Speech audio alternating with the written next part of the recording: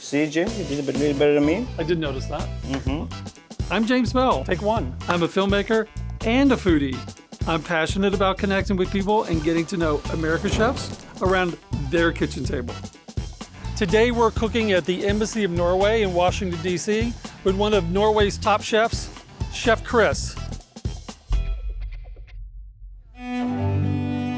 We eat with people we trust.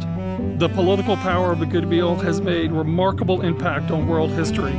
Throughout World War II, President Roosevelt and the Crown Princess of Norway leveraged many picnics to gain public support in the U.S. for supplying weapons to occupied European nations. Today, I want to find out how this tradition is being carried out here at the Norwegian Embassy in Washington, D.C. Hi. Thank you for having me. Thank you. Thank you for having us. Thank you for having us. Ambassador.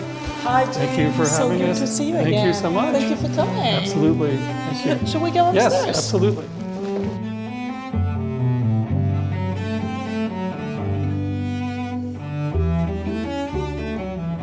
You have a nice mix of modern and classic. Yeah. So this is where we have guests several times every week. And who is this? Oh, who might this be? Yes. So this is the chef, Chef Chris. Pleasure. Thank you for having us. Thank you for coming. Look forward to a great lunch today and some great cooking. We're gonna have a blast in the kitchen. Excellent. And so what are we cooking today? I thought we're gonna start off some easy. I know you're a food enthusiast, so we're gonna do things from scratch today. We're gonna go all natural. So today I made a sourdough that I actually stole from my friend back home in Norway from 2018. So we've been keeping it alive here in DC, and of course, in our favorite Norwegian pot. So yeah, this is gonna be great.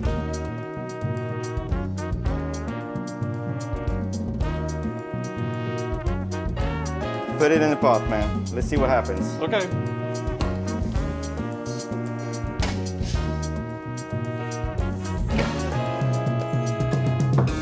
And I think there's nothing building trust as sitting around the table, breaking bread. Totally agree. Yeah. And we have, a normal year, we have between 5,000 and 6,000 guests in this embassy. Wow. And diplomacy is about making people meet and talk. And food can be an important part of that. So what do you love about your chef? Oh, there are so many things I love about Chris, but of course, maybe one of the most important things is his generosity and the way he cares for his guests. And being a chef at an embassy, it's a difficult job. It's not a restaurant. Right. You have to be able to do all kinds of events, whether it's a breakfast for 2 people or a cocktail for 500. At the end of the day, you need to be flexible, people-oriented, and just love your profession.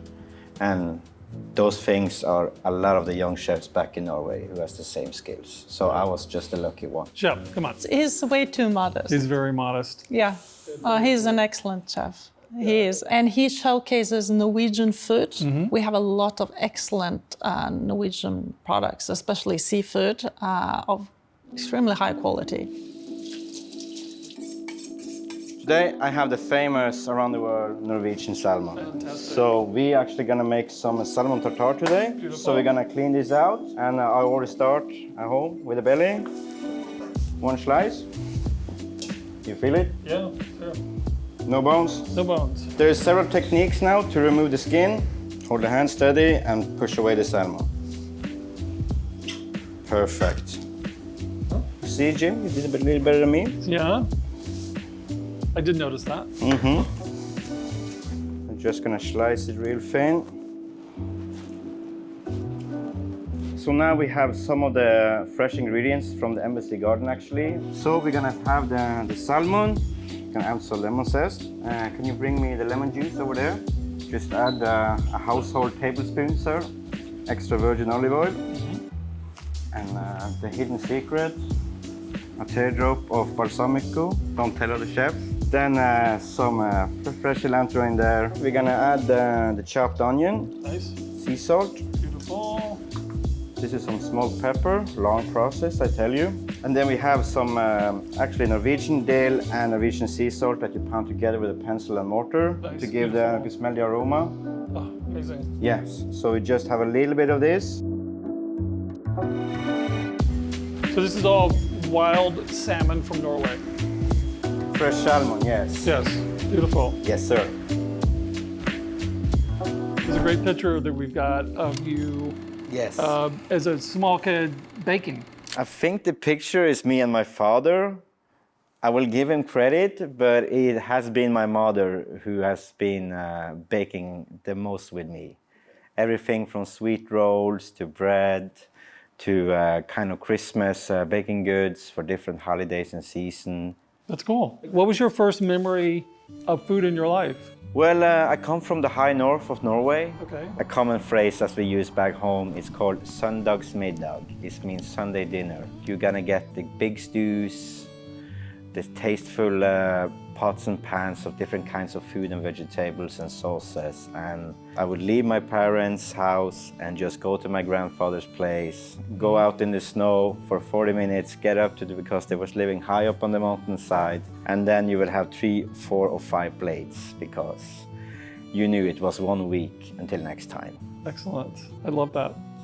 So the lady who was babysitting me, I don't know, I was like 5 or 6. She taught me how to fry an egg. From that point on, I knew how to fry an egg.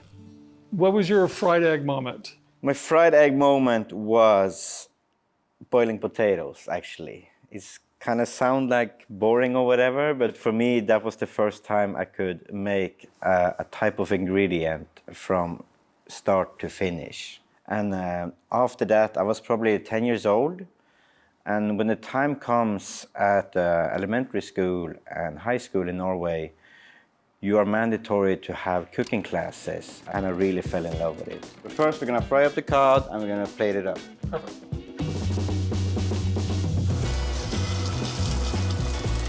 So this is incredibly Norwegian, yes? Yes, several times a week. A small tablespoon of butter, as we say in Norway, which is flake and just fall apart.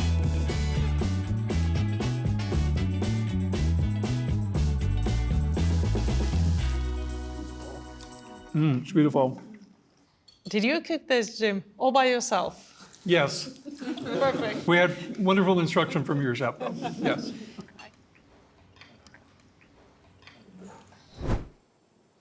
Is it ready yet? You will know, Jim. You will know when it's ready. So what kind of cheese is this? This is a brown cheese. It's a mix between goat and cow milk, Okay.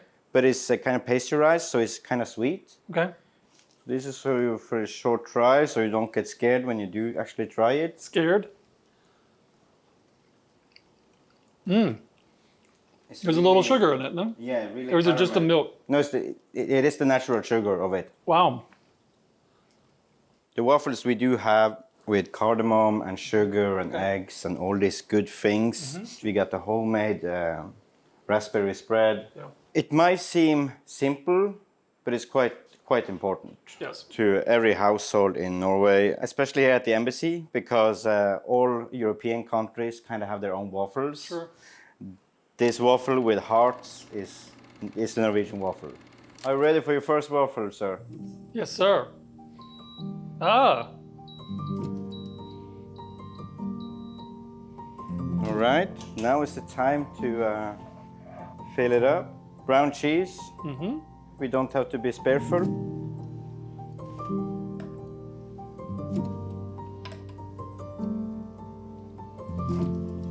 Thank you. Cheers. Skål. That's perfect. This is it. It's the cheese. Because you have to have the berries with it to make it. Yeah, pop a little. That is not what I expected. That's good. That's good. Everything else I got, that is not what I expected. It's kind of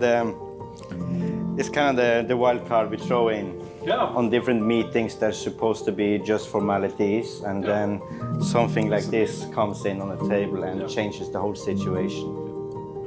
I'm having a mouth moment right now. $1 million to spend on one meal. What would you ask for? I would take that million and get a lot of people together, a lot of different chefs, and just make a good big potluck for the people That's on the wonderful. streets. Yeah. Yeah, I'll just burn that $1 million just for the people. So feed people. I think that's one thing about chefs that a lot of non-chefs don't understand.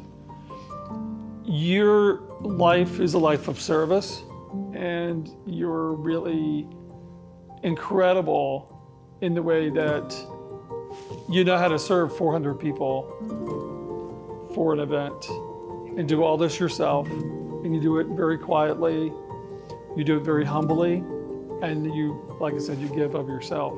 I never felt the need to get that acknowledgement or to feed the ego in any way. For me, my success and my happiness of making food has been to see happy faces